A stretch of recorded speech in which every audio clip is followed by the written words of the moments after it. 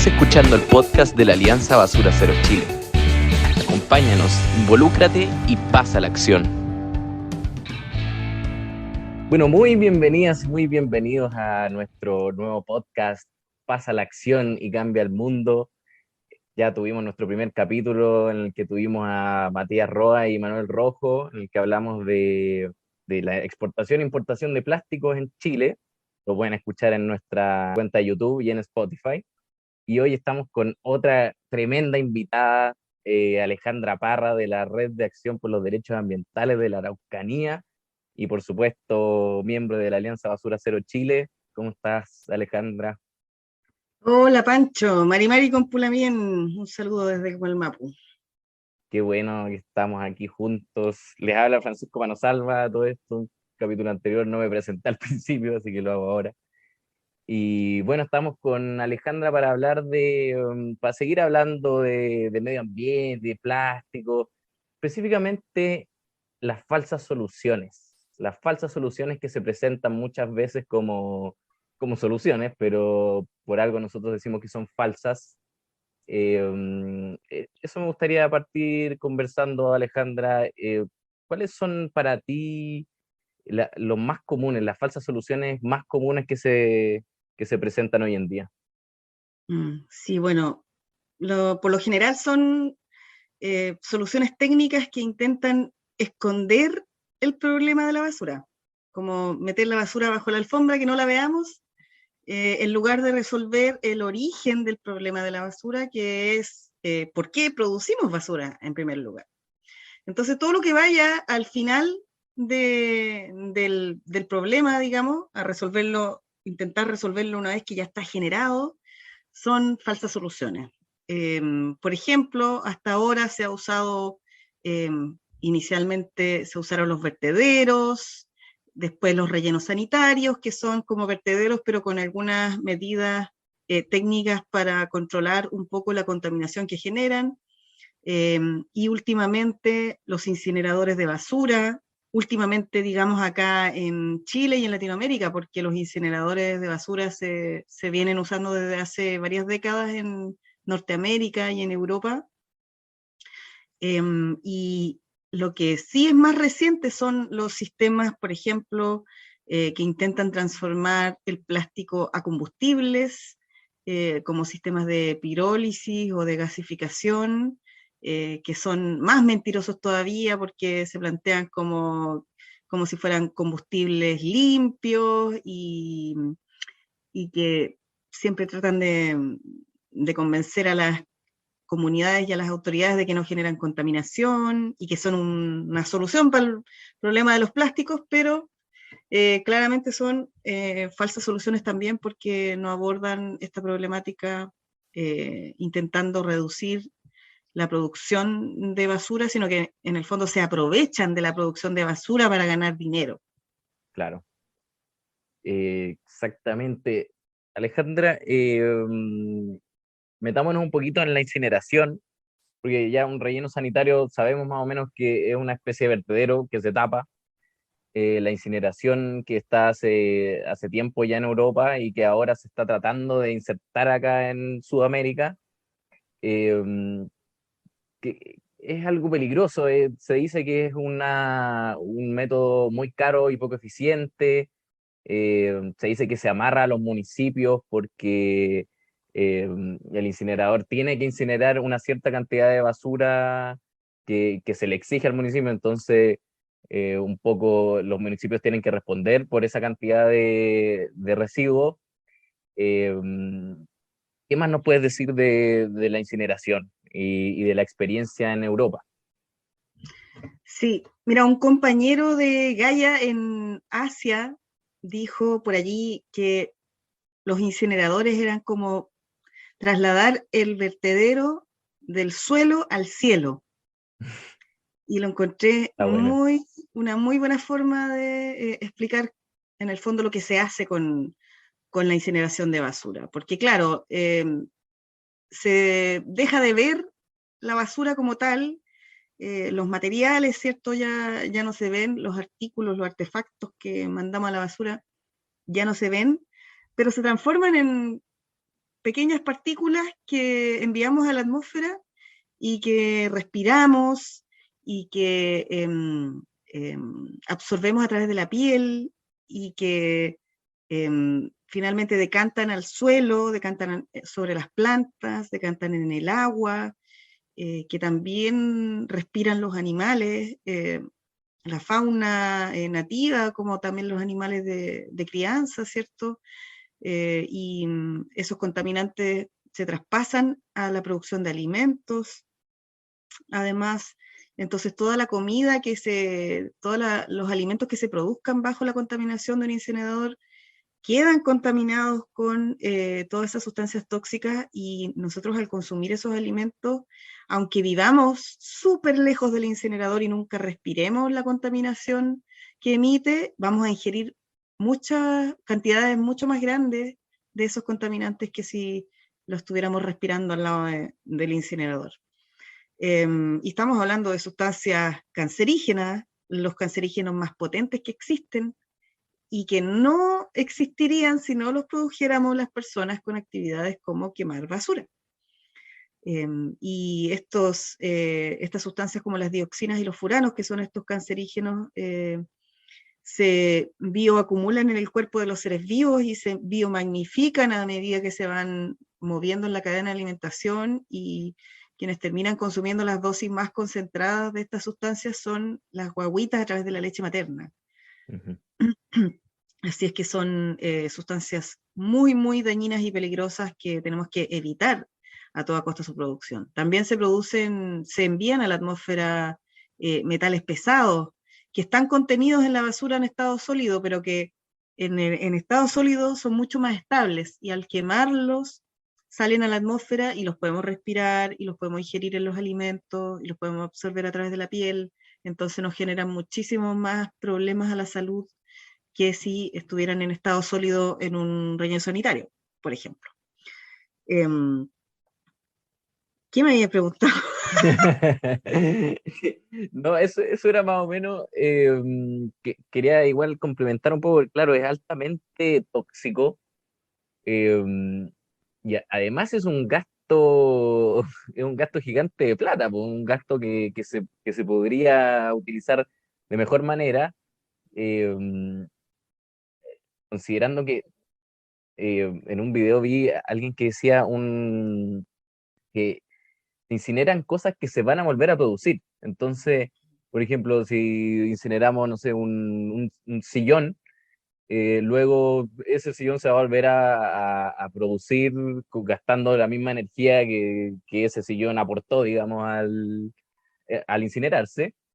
Entonces termina siendo un derroche de energía, un derroche de botar basura, porque lo empezamos a ver como que es algo que va a desaparecer nomás. Entonces, no solo no solo como que alimenta el sistema lineal de producción, sino que lo profundiza, porque podríamos estar hablando de producir millones de cosas que después van a desaparecer con la incineración. Sí, así es. La incineración, en el fondo, acelera el sistema de producción lineal, porque em, genera una demanda de basura. Cuando estamos hablando de los sistemas waste to energy, que queman basura y con el calor de la quema alimentan turbinas y producen electricidad.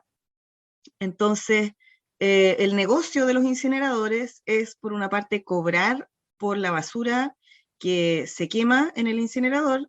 Le cobran a la municipalidad, por ejemplo, por tonelada de basura que ingresa, y además venden la electricidad que producen. Así es que ese es el otro ingreso que tienen los incineradores. A veces incluso intentan tener un tercer ingreso, que es con la venta de cenizas, y para usar las cenizas para construir ciclovías o veredas, y eso incluso lo han usado para mejorar suelos, y eso ha generado así contaminación de la cadena alimenticia de las personas, pero terrible. Es súper, súper inseguro y riesgoso usar la ceniza en cualquier uso, y lo mejor es meterlas a un relleno sanitario de seguridad, tratarlas como si fueran un residuo peligroso. Claro. Entonces, bueno, los incineradores, para ganar mucho dinero, demandan la generación de basura para poder cobrar por la tonelada y vender también la energía, la electricidad que producen. Entonces, en el fondo, aceleran este sistema de producción lineal, que extrae ciertos bienes naturales comunes, estamos hablando de plantas, de animales, de minerales, todo eso requiere mucha energía para la extracción de esos bienes naturales comunes en forma de materia prima virgen. Se contamina el agua, se contamina el suelo en esos procesos de extracción también, y luego esa materia prima se transporta a centros de manufactura, a las industrias, ahí se vuelve a consumir grandes cantidades de energía y se vuelve a generar contaminación al aire, al suelo, al agua, gases de efecto invernadero, de hecho, y los productos manufacturados se transportan de nuevo a los centros de consumo, que pueden estar en otro continente. O sea, por lo general hoy día en este sistema económico capitalista y globalizado, las cosas se producen en el lugar donde se paguen menos sueldos, donde haya menos legislación ambiental, menos fiscalización, y se venden donde sea que la gente tenga dinero para comprarlo. Entonces, nosotros accedemos a productos baratos además, porque hay otras personas que pagan los costos reales de esos productos con su trabajo mal pagado o con la contaminación de sus territorios. Y todo eso además se diseña para que sea desechable o para que quede obsoleto lo más rápido posible. Entonces, volvemos a alimentar más rápidamente el incinerador y cada vez que mandamos algo a la basura, en el fondo, después generamos una nueva demanda de un producto nuevo y se vuelve a desarrollar toda esta cadena de destrucción ambiental que alimenta los incineradores, y los incineradores demandan que suceda todo esto de manera más rápida. Y como se deben haber dado cuenta, hay un gasto de energía en cada una de las etapas de ese sistema de producción, un enorme gasto de energía que de ninguna manera se equipara a la energía que se puede producir en un incinerador al quemar la basura. De hecho, por ejemplo, al reciclar el plástico PET, el plástico de las botellas, se ahorra 26 veces más energía que la que se genera al quemar el PET en un incinerador. Estamos hablando así de ese nivel de desperdicio de energía que en el fondo es quemar estos materiales para producir una ínfima cantidad de energía y generando a la vez un montón de contaminación de la que no nos vamos a deshacer nunca probablemente. 26% más reciclándolo que incinerando. 26 veces. 26 veces. Es tremendo. Es tremendo como el negocio que quieren armar. Oye, y ahora que se quieren poner acá en Chile, en Sudamérica, y eso se explica porque en Europa van retirada, ¿no? Sí, Según sí. Elizabeth Greenberg de la Alianza Residuo Cero Brasil para el 2040, ya se habría abandonado la incineración en Europa. Sí, Europa, bueno, como les decía anteriormente, en Europa y en Norteamérica se vienen usando los incineradores desde hace varias décadas. Lo plantearon, yo creo que los primeros incineradores aparecieron como en la década del 70 por ahí, y lo plantearon como una tecnología de punta, la gran idea. Entonces, y bueno, como no había un ejemplo en ninguna otra parte, abrazaron esta tecnología como una gran solución en estos países que además están en el centro del capitalismo. Entonces es como los primeros países donde llegó el plástico y donde llegaron los productos desechables y de repente se vieron abrumados con toda la basura que tenían y no hallaban qué hacer con ella, y vieron esta posibilidad de quemarla, y rápidamente los incineradores empezaron a tener muy mala fama por la cantidad de contaminación que generaban, la gente se empezó a quejar, y por eso es que aparecieron los incineradores con recuperación de electricidad. Fue como un cambio de imagen que hizo la industria de la incineración. Entonces empezaron a presentar como que no eran esos incineradores antiguos que producen mucha contaminación, sino que estos son nuevos sistemas que además generan energía y tienen estándares de calidad y de tratamiento de las emisiones muy superiores a los antiguos. Entonces, siguieron instalando ese tipo de incineradores en Norteamérica y en Europa, incluso promoviéndose como sistemas de producción de energía limpia, usando financiamiento público de energías renovables no convencionales, subvenciones, bajo esa categoría, pero de nuevo rápidamente empezaron a ser cuestionados. Además, Europa se puso metas de recuperación de residuos, de reciclaje, por ejemplo, de superior al 60%, y eso significa que van a tener que empezar a cerrar los incineradores, muchos de ellos, porque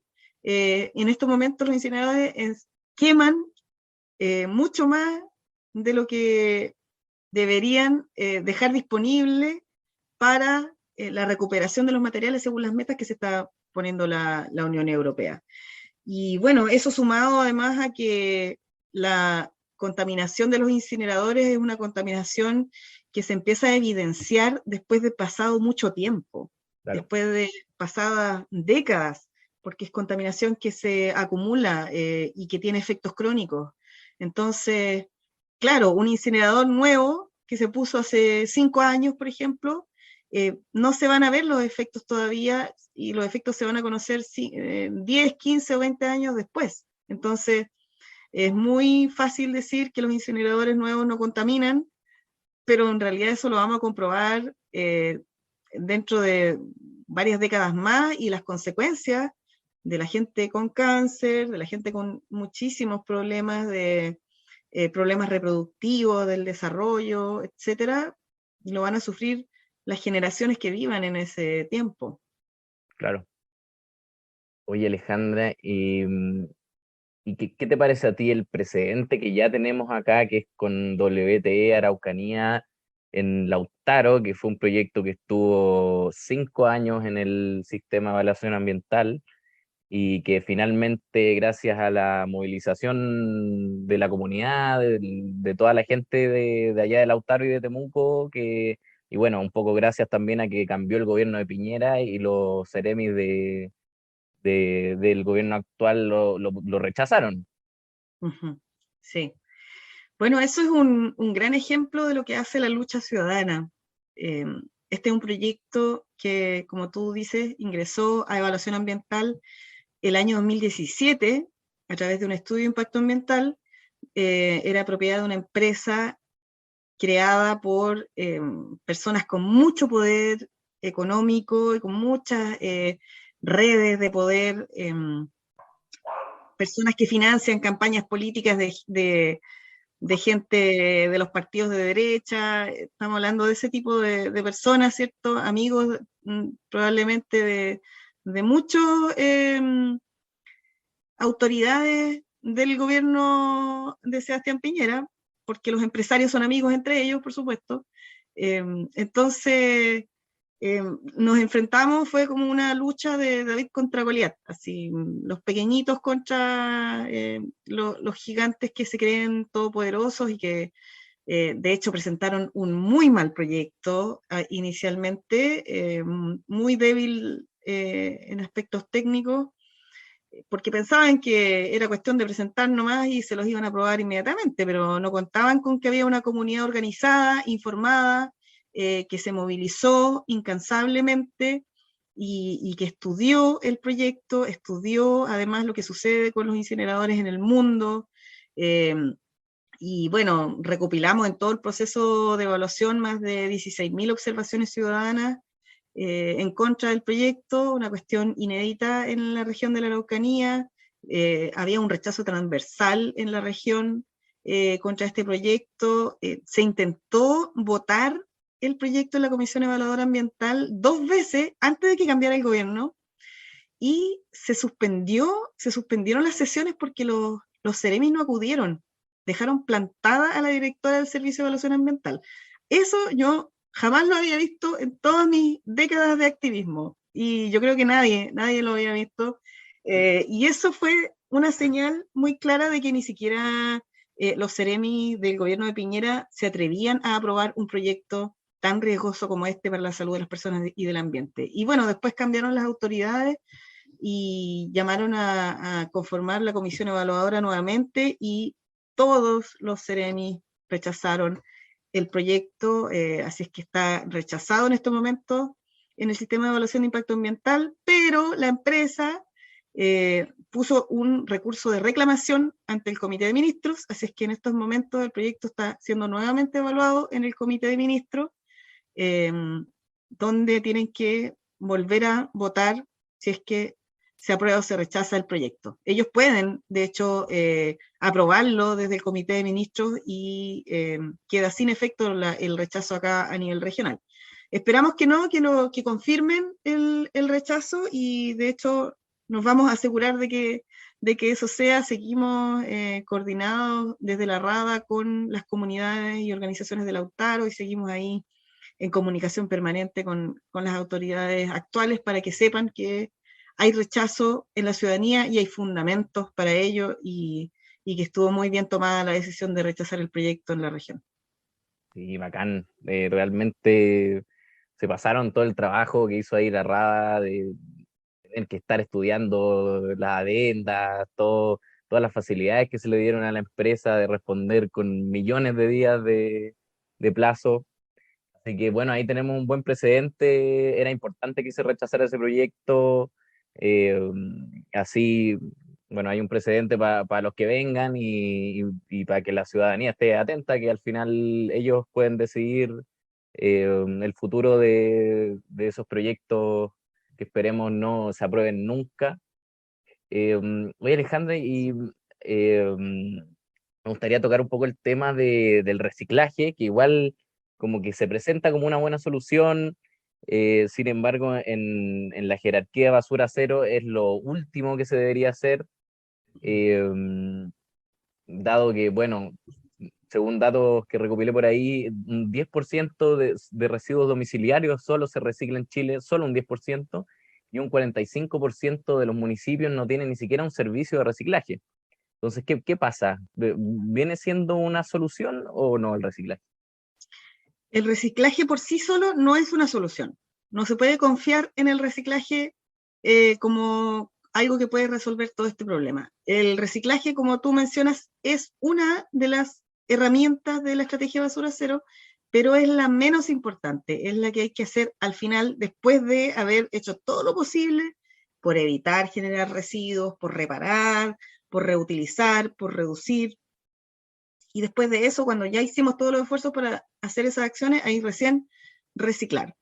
Ahora, el reciclaje es un proceso industrial, entonces necesita energía y genera contaminación. Eso es así, es inevitable. Por lo tanto, hay que tratar de reciclar lo menos posible. O sea, no estoy diciendo que botemos las cosas reciclables a la basura, sino que tratemos de generar la menor cantidad posible de residuos que después tengan que ser reciclados.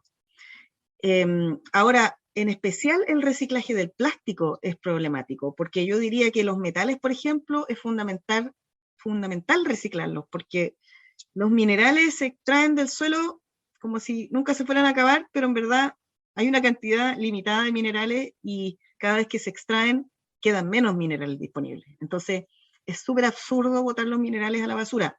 Los minerales deberían ser todos reciclados. Ahora, con procesos, por supuesto, lo más limpio posible, resguardando, tratar los residuos que se generen en el proceso, etc. Pero los plásticos, la mayor parte de los plásticos no son ni siquiera reciclables y además todos los plásticos, o por lo menos casi todos, contienen aditivos tóxicos que se le ponen al plástico para que sea más flexible, para que sea resistente a los rayos ultravioleta, para que se inflame más lentamente, para que tenga colores más intensos, etc.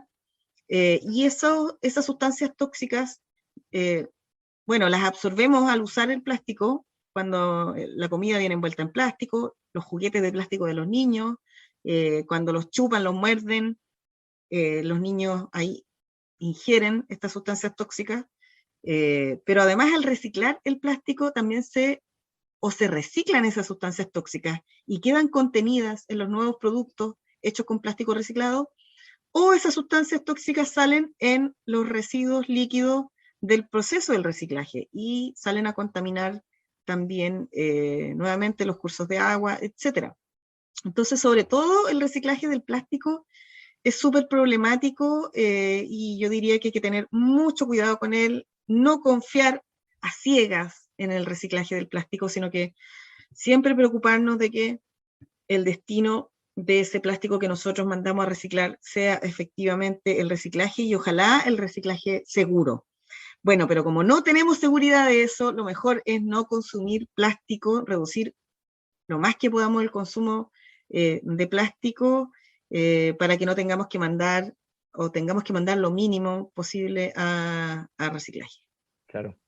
Volver a las prácticas de antes, ¿no? En la botella retornable, eh, Sí, ta- tanto, es tan simple como algo que se demora cientos de años en degradarse, no se puede usar una vez. Es algo que debe ser reutilizado, y como decís tú, ¿no? Evitarlo, de cualquier manera, ahora que ya es urgente volver a las políticas de retornable, de volver con el envase, está todo muy en el supermercado, es prácticamente imposible encontrar cosas sin plástico.